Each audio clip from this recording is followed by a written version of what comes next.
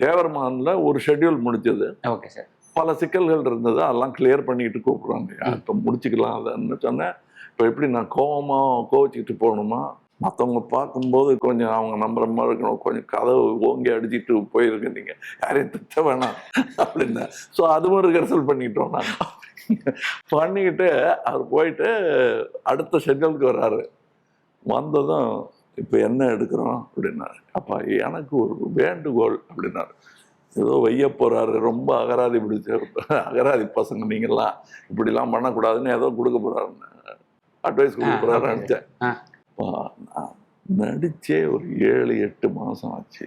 துரு பிடிச்சி போச்சு. அந்த க்ளோஸ்அப்ஸ் எல்லாம் திருப்பி எடுக்கிறியா அப்படின்னு.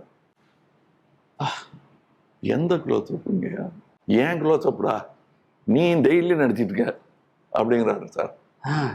நான் உடனே டைரக்டர்கிட்ட சொன்னேன், அந்த க்ளோஸ்அப்ஸ் எடு. ஐயோ இது பெரிய சீன் கேட்டுட்டாரு. அது மாதிரி எவன் சார் கேட்பான்? கேட்டுட்டாரு சார்.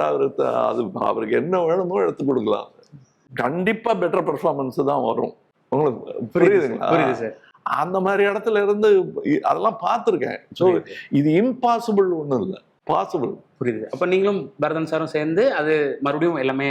ஆமா, டெஃபினட்டா அவர் சொன்னது கரெக்ட். பட் பெரியவர்கிட்ட போய் எப்படி நாங்க சொல்ல முடியும்?